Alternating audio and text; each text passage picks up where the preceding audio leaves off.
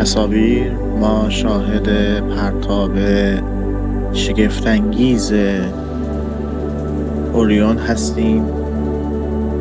در این واقعه یکی از شگفت‌انگیزترین اتفاقات بشریت رخ داد.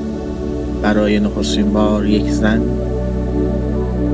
یک رنگین پوست و یک غیر آمریکایی به سوی ما پرتاب شدند، پرواز می‌کنند و قراره که در 10 روز آینده یک سفر پرماجراجویی رو داشته باشند.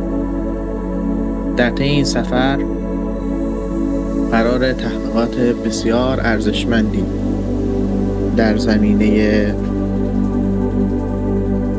علوم فضایی و نحوه زندگی کردن در فضا به دست انسان بیاد، با توجه به تغییرات بنیادینی که در سیستم‌های تکنولوژی نسبت به 53 سال پیش اتفاق افتاد.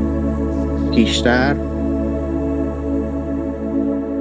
این اتفاق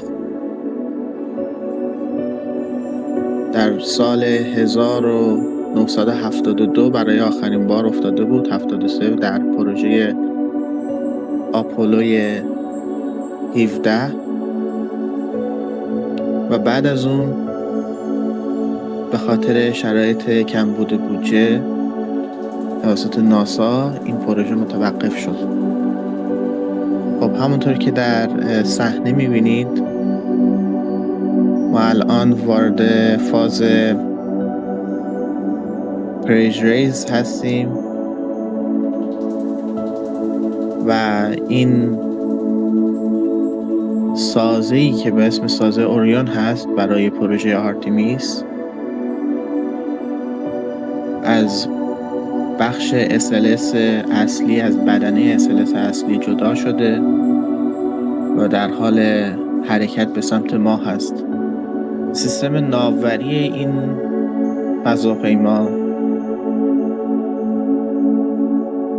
از سیگنال های GNSS گرفته تا ارتباطات زمینی که سیستم DSN براش میسازه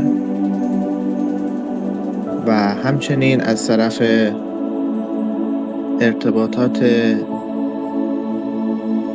نوری اپتیکال که ستلایت ها، ماهواره هایی که در مدارهای مختلف هستند و همچنین با استفاده از ناوبری نوری، سیستم ناوبری نوری که در جلوی این فضاپیمای اوریون تهیه شده برای اینکه بتونه با استفاده از بینایی کامپیوتر ویژن تشخیص بده مسیر رو برای حرکت به سمت ما. یکی از شگفت‌انگیزترین سیستم‌های ناوبری فضایی رو در خودش داره.